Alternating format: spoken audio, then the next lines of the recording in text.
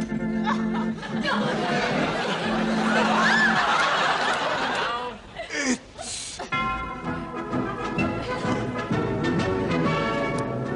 Python's Flying Circus.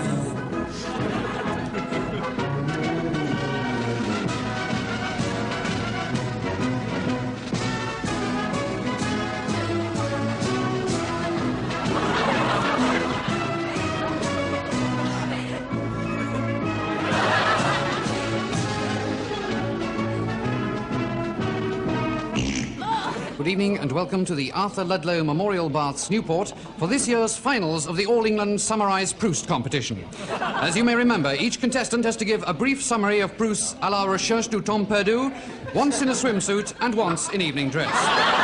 The field has now narrowed to 3 finalists, and your judges tonight are Alec and Eric Bedser, ex-Surrey cricketers, Stuart Surridge, ex-captain of Surrey, Omar Sharif, Laurie Fishlock, ex-Surrey opening batsman, Peter May, the former Surrey and England captain, and Yehudi Menuhin, the world-famous violinist and the president of the Surrey Cricket Club. And right now, it's time to meet your host for tonight, Arthur Mee. Good evening and welcome.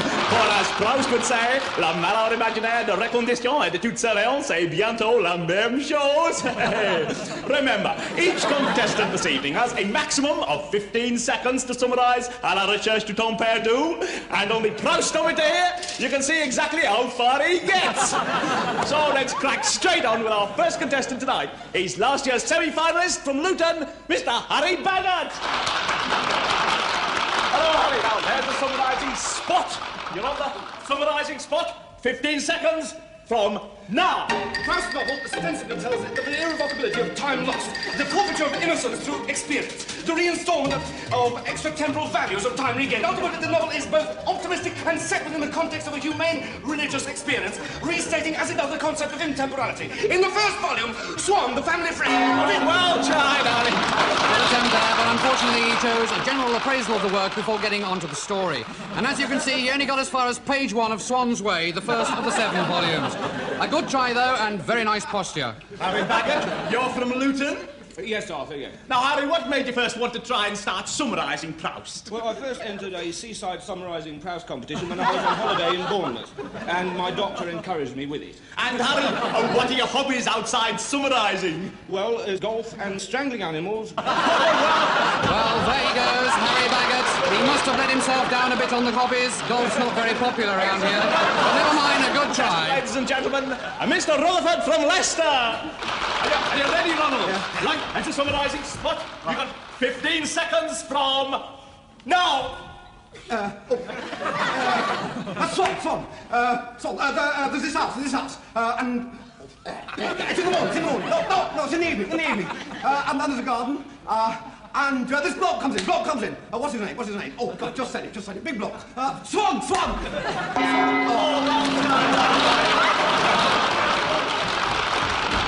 And now, ladies and gentlemen, I'd like you to welcome the last of our All England finalists this evening. From Bingley, the Bolton Choral Society and their leader, Superintendent McGough. All right, Bingley, remember, you've got 15 seconds to summarise Proust in their entirety. Starting from now. Proust in his first book wrote about Proust. Proust in his first book. He wrote about Proust. He wrote about Proust in his first book. Wrote about Very ambitious try there, but in fact the least successful of the evening. They didn't even get as far as the first volume. Well, ladies and gentlemen, I don't think any of our contestants this evening have succeeded in encapsulating the intricacies of Proust's masterwork. So I'm going to award the first prize this evening to the girl with the biggest tits.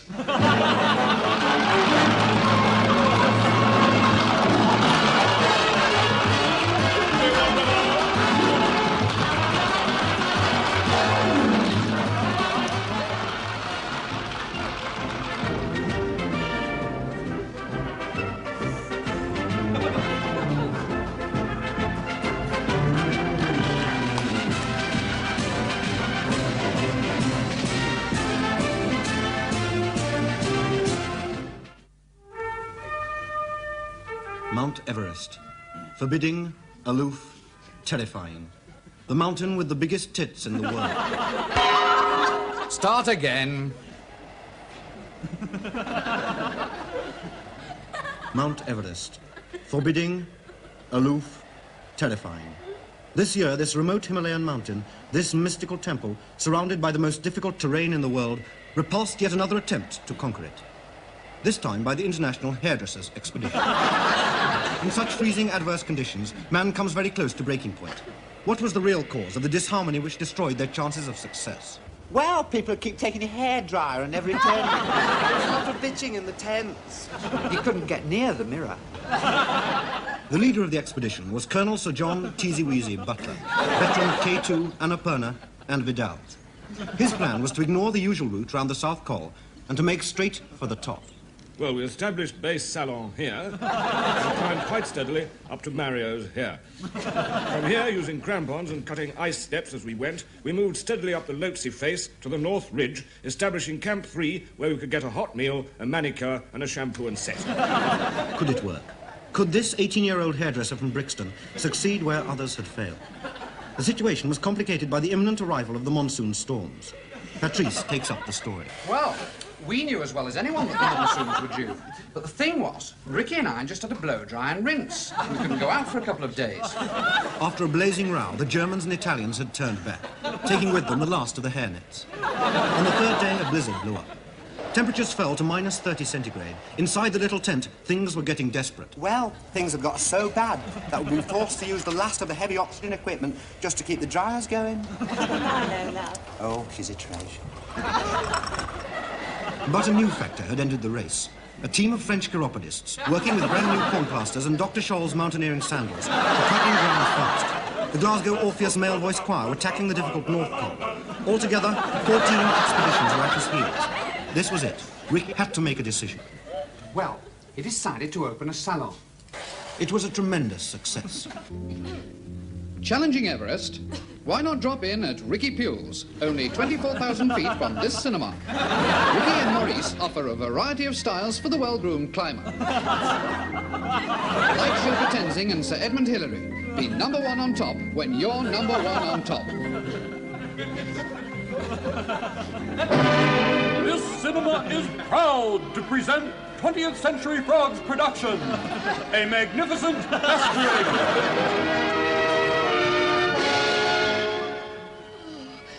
James. Beatrice. Oh, James. Beatrice.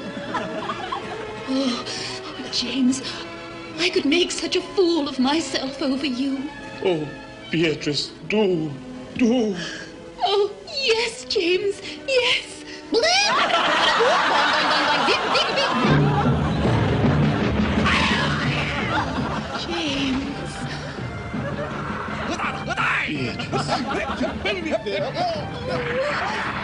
James.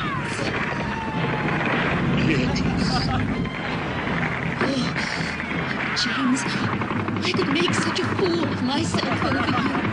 Oh, Beatrice, do. Oh, yes, James, yes.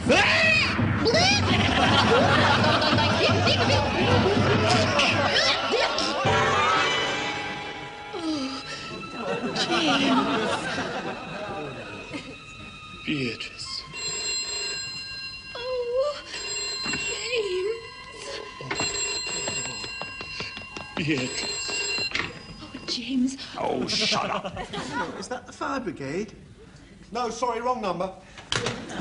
That phone's not stopped ringing all day. What happens when you mix the batter? Do you dice the ham with the coriander? No, you put them in separately when the vine leaves are ready. Oh, no, not again. Take it off the hook.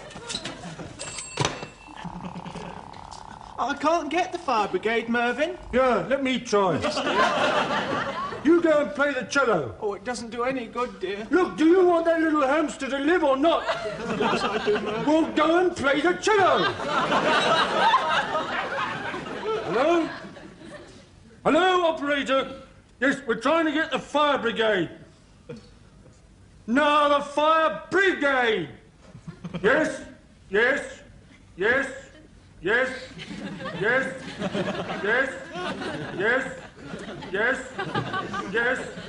Yes? What?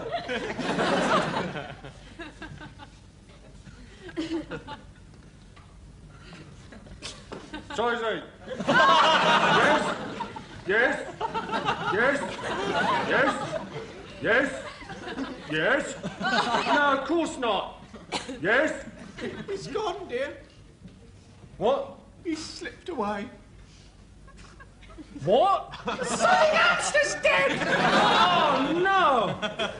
What were you playing? Some Mozart concertos, dear. What? How did he... His eyes just closed and he fell into the waste paper box. I covered him with a copy of the Charlie George football book. Yeah, you hang on. I must go and see him.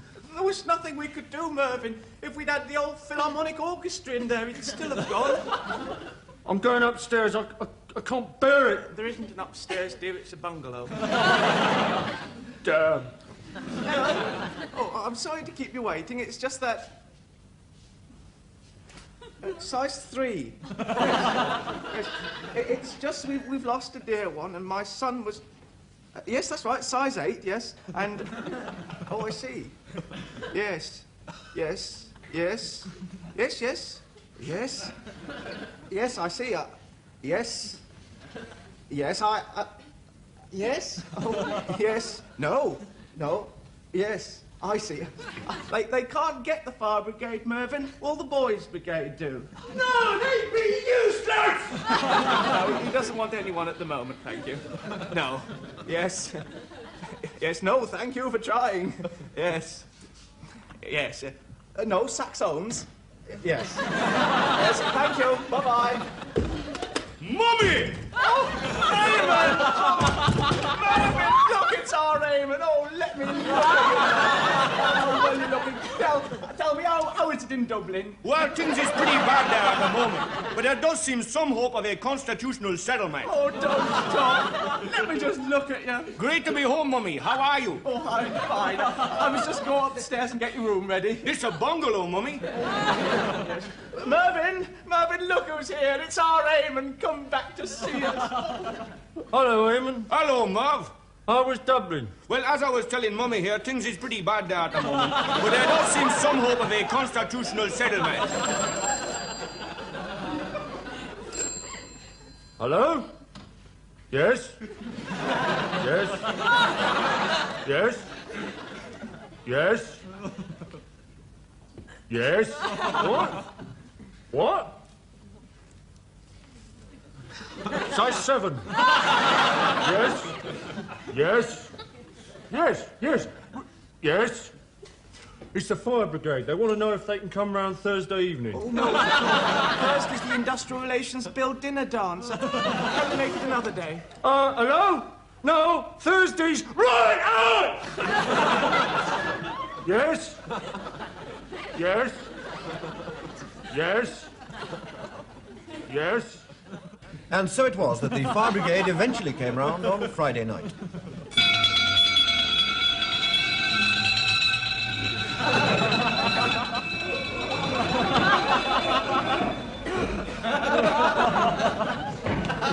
I'm so glad you could come. What would you like to drink? Gin and tonic, sherry? A drop of sherry would be lovely, please. We do like being called out to these little parties. They're much better than fires. Yes? Yes? Yes. Well, how was Dublin, Eamon? Well, as I was telling Mummy and Mervyn earlier, things is pretty bad there at the moment, but there does seem some hope of a constitutional... Oh, look at them enjoying themselves. You know, I used to dread parties until I watched Party Hints by Veronica. I think it's on now.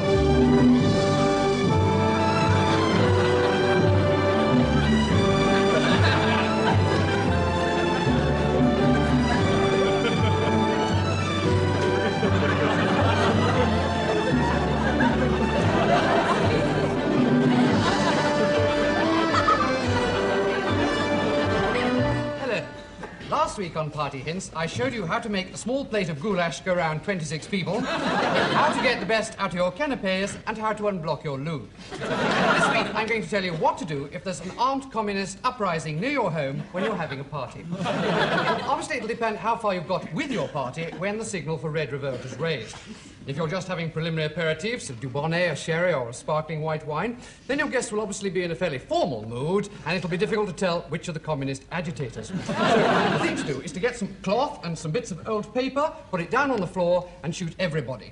This will deal with the red menace on your own doorstep. If you're having canapes, as I showed you last week, or an outdoor barbecue, then the thing to do is to set fire to all the houses in the street.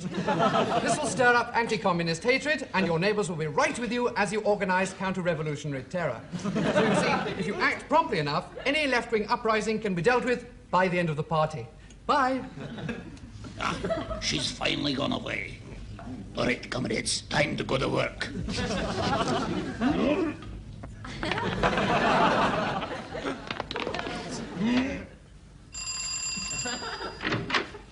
Hello, we are selling communist revolutions. Would you by any chance be interested? Oh, yes. I'll take 12, please. Right.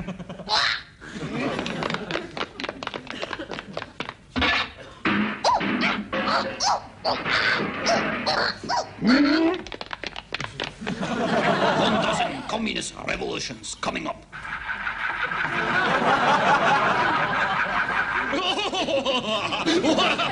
I get it. Communist revolution. That's a good one.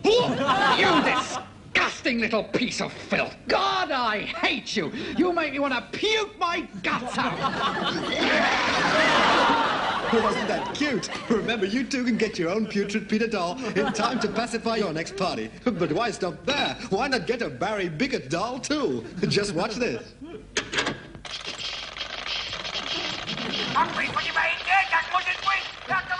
Black people. Black people.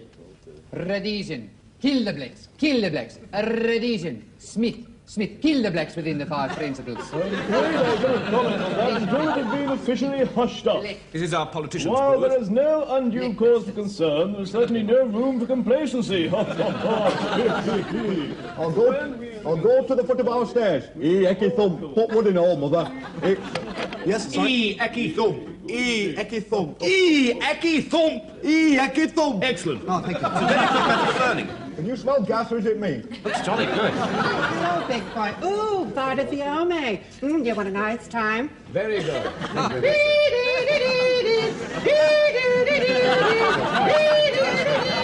And we control everything from here. Superb. Well, what sort of thing were you looking for? Well, really, something to make me a little less insignificant. Oh, I see. Sort of, Now, look here. You may be chairman, but your bloody pusillanimous behaviour makes me vomit. That sort of thing? No, not really. Oh, I see. Well, perhaps something a bit more sort of Clive Jenkins-ish, perhaps? Sort of... Mr. Smarmy, so-called Harold Wilson, can call himself pragmatic until he's blue in the breast.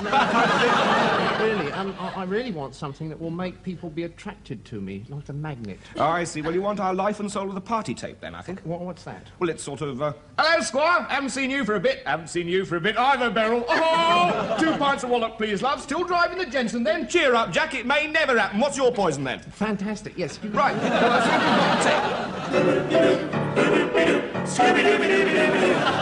Hello, operator, is that the same for my cue? Make a million on the night. One behind Mr. Operator, not a good song. So come on, everybody, let's sing this song. Proust in his first book wrote about Proust in his first. Start again. Mount Everest. Forbidding, aloof, terrifying. The highest place on Earth. No, I'm sorry we don't go there. No. Good morning. Oh, good morning. Do you want to go upstairs? What? Do you want to go upstairs? Or have you come to arrange a holiday? To arrange a holiday. Oh, sorry. What's all this about going upstairs? Oh, nothing. Now, where were you thinking of going? India. Ah, one of our adventure holidays. Yes. Well, you better speak to Mr. Bounder about that. Mr. Bounder, this gentleman is interested in the India Overland. Ah, good morning. I'm Bounder of Adventure. Morning. My name is Smoke Too Much. What? My name is Smoke Too Much. Mr. Smoke Too Much. Well, you better cut down a bit then. What? You better cut down a bit then. Oh, I see. I cut down a bit for smoke too much. Yes. I suppose you get people making jokes about your name all the time, eh? No. Actually, it never struck me before. Smoke too much. Anyway, you're interested in one of our adventure holidays, eh? Yes. I saw your advert in the Buller supplement. What? The Buller supplement. The colour supplement? Yes, I'm sorry, I can't say the letter B. C? Yes, that's right. It's all due to a trauma I suffered when I was a schoolboy. I was attacked by a bat. A cat? No, a bat. Can you say the letter K? Oh, yes. Khaki, King, Kettle, Q8, Keeble, Bollage, Oxford. Why don't you say the letter K instead of the letter C? What do you mean, spell Buller with a K? Yes. Colour? Yes. Oh. That's very good. I never thought of that. Well, I saw your adverts in the paper, and I've been on package stores several times, you see, and I decided that this was for me. Ah, good. Yes, I quite agree with you. I mean, what's the point of being treated like a sheep? I mean, I'm fed up of going abroad being treated like a sheep. What's the point of being carted around in buses surrounded by sweaty mindless oafs from Kettering and Boventry? Their cloth caps and their cardigans and their transistor radios and their Sunday mirrors complaining about the tea, or they don't make it properly here, do they not like it home? And stopping at Majorcan bodegas, selling fish and chips and Watney's Red Barrel and calamaris and two veg, and sitting in cotton sunfrocks, squirting Timothy White sun cream all over their puffy, raw, swollen, purulent flesh because they overdid it on the first day. Absolutely, yes, I got it. And being herded into endless hotel Miramars and Bellevues and Bontinentars with their international luxury modern roomettes and their Watney's Red Barrel and their swimming pools full of fat German businessmen pretending to be acrobats and forming pyramids and priming the children and barging into the queues. And if you're not at your table spot on 7, you miss your bowl of Campbell's cream and mushroom soup, the first item on the menu of international cuisine. And every Thursday night there's bloody cabaret in the bar, featuring some tiny emaciated dago with 9-inch hips and some big fat bloated tart with her hair bilking down and a big arse presented from and then surrounded by adenoidal typists from Birmingham with diarrhea and flabby white legs, hairy bandy-legged what waiters call Manuel. And then once a week there's an excursion to the local Roman ruins where you can buy cherryade and melted ice cream and bleed and Watney's Red Barrel. And then one night they take you to a local restaurant with local colour and colouring, and they tell you then you sit next to a party of people from Real who keep singing Torre Molinos, Torre Molinos, and complaining about the food. Oh, it's so greasy, isn't it? And then you get cornered by some drunken greengrocer from Luton with an Instamatic and Dr. Scholl's sandals, and he drones on and on and on about how Mr. Smith should be running this country, how many languages Enoch Powell can speak, and he throws up all over the Cuba leaders. Sending tinted postcards of places they don't know they haven't even visited, to all at number 22. Weather wonderful, our room marked with an X. Wish you were here. Food very greasy, but we have managed to find this marvellous little place hidden away in the back street where you can get Watney's Red Barrel and cheese. Shut up! And the accordion is place makes it. Shut your bloody gob! I'm going to ring the police! You're with nothing to eat but dry Watney's sandwiches. Oh, take it off the hook. And there's nowhere to sleep, and the kids are vomiting and throwing up on the plastic flowers. They keep telling you there'll only be another hour, though you know your plane is still in Iceland waiting. The police! Yes. Boy, it comes to pick you up all the time.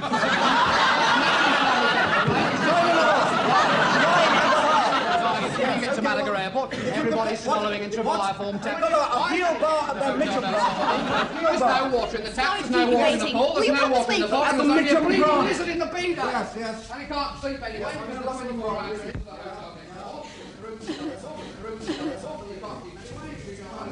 Here they are. Priced. Just here will do fine. Goodbye. Good evening.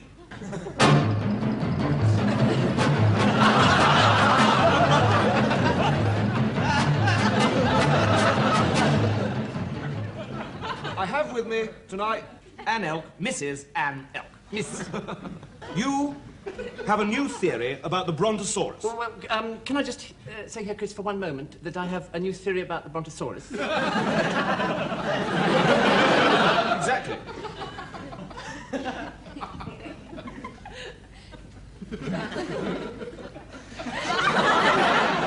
What is it? I mean, your new theory. Oh, what is my theory? Yes. Oh, what is my theory that it is? Well, Chris, you may well ask me what is my theory.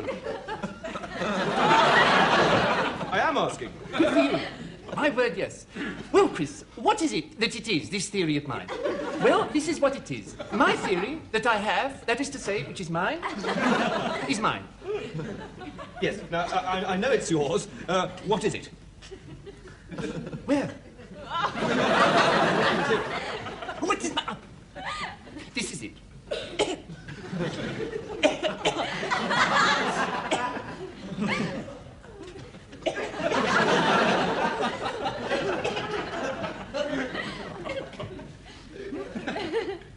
My theory that belongs to me is as follows.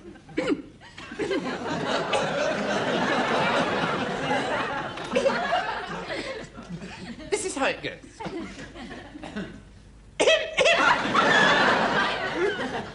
The next thing I'm going to say is my theory. Ready? My theory by A.L. brackets, Miss brackets. This theory goes as follows and begins now. All brontosauruses are thin at one end, much thicker in the middle, and then thin again at the far end. That is my theory. It is mine and belongs to me, and I own it and what it is too. That's it, is it? Spot on, Chris. Well, and this theory of yours appears to have hit the nail on the head. And it's mine. Yes. Thank you very much for coming along to the studio. Thank you. My pleasure, Chris. Next week, Britain's newest... It's been a lot of fun. Yes, thank you very much. Saying Newest what my theory is. Yes, thank you. And whose it is. Yes, thank you. That's it. Thank you. I have another theory yes. called my second theory, Thank you. or my theory number 2, which I could expound if I was asked. This second theory, which, with the one that I have said, forms the base of theories that I own and which are mine and which belong to me, the ownership of time goes like this. Valleys of Bond Street. What? No, sort of prose. This is what it is. This is what it is. This is 8.5.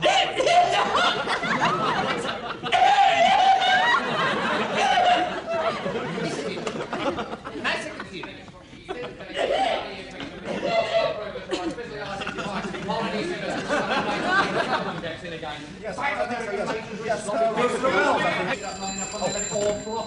Hello?